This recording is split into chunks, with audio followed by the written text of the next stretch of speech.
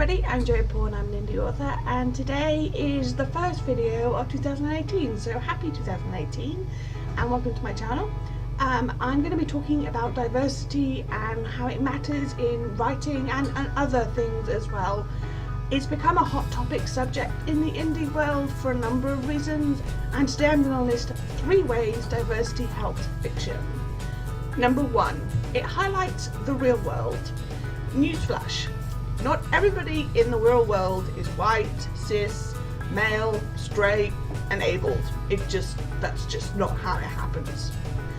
I know the majority of people know that, and yet so much of fiction is based around these parameters. There have been a number of steps of more female characters being the lead in books, and that's great.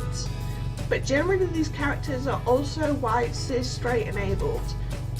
And that's not how it is in the real world, and the writing world should reflect the real world. That's just how it should be. If you think that only having white characters is the way it works, then I've got a newsflash for you. They're there throughout history too, so yeah. Number 2, it gives a new dynamic to your work. I don't mean that it will make you hip and with it. I do mean that it allows you to branch out of your comfort zone and reach out and talk to people who are not the default. That said, it has been told to me several times the difference between writing a character and writing about oppression and experience. A lot of people of colour, etc. would prefer stories about racism from their point of view to be told by people of colour. Same for LGBTQ people and disabled people. As a disabled person myself, when I write about disability, I'm not always writing about the oppression of disability, but I am writing from a point where I have experienced this oppression, so it's easier for me to put myself in that mindset. It's not impossible for someone to write about a person of colour or a character of colour and not have the basis of the story be about the oppression they face.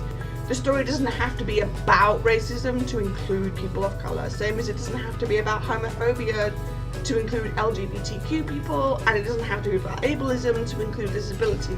Yes, there should be some points of that if you want, but you don't have to, and that what puts a lot of people off is the fact they feel like they can't tell the story right because they don't experience it, so let's just not include anybody like that. And that's actually kind of a really weird way to look at it, because I get that a lot of people are told, write what you know, and I will talk about that another time. But learning these things, you can write the story, and then you can have things like beta readers who fit that dynamic, and you can talk to them about whether or not you have approached the subject as you wished. So as a disabled person, I write about people of colour, I write about people with different sexualities than me, I write about people of different experiences than me.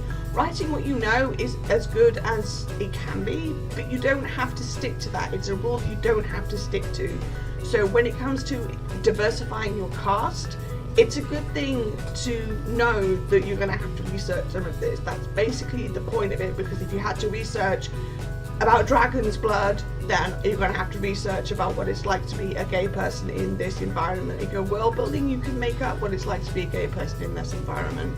You can talk about how society is accepting, or society doesn't look at it differently, or doesn't see it as anything differently. It's your world in some respects, and so you can work out what happens. If you're writing in the contemporary world, in the real world, then research isn't a hard thing to do. You can either do it through doing it on your own, or you can do it through talking to people who have lived that experience and using their experiences to help you write a better character. It's not impossible, in other words. Number 3, it gives representation to people outside the default. I'm not going to use the word normal because that's not true, but a lot of people, myself included, can benefit from seeing themselves in fiction. I've been asked before why I didn't or haven't written as many characters as I should have. I've been guilty of sticking to the same default as many other writers, and this is not a beat down on them, because this is me saying I can do better, and I have done better. In the past couple of years, the books I've written have all carried more diverse cast, more diverse characters, and I've learned from that, and I've grown from that, and I've grown as a writer from that, because even if you're sticking to write what you know, then as you get older, as you get more experience with writing, you'll realise that what you know is actually quite a lot. A lot of writers could do better, and a lot of writers should do better. I've written disabled characters, and I've written characters of colour, and I've written LGBTQ characters, and that needs to become the norm. People should be able to see themselves in fiction. I mean, I've talked about it in the past about how, as a disabled person, one of the reasons I have stuck with the fiction I have is because I want young people to see themselves in my fiction. As a bi person, I wanted people to see themselves in my fiction, and because of that, I've written those characters. Diversity is a hot topic, yes, completely, utterly hot topic, and you'll have people coming down on both sides. The side that, well, we shouldn't be forcing it, and the side that, you know, well, it's not forcing it because it's the real world and you make these characters up, so you draw the line at basically there being any black people in your world, but that's just a step too far. When you're creating a world that's full of fantastical animals or characters, and even a normal world, a normal should have a diverse cast.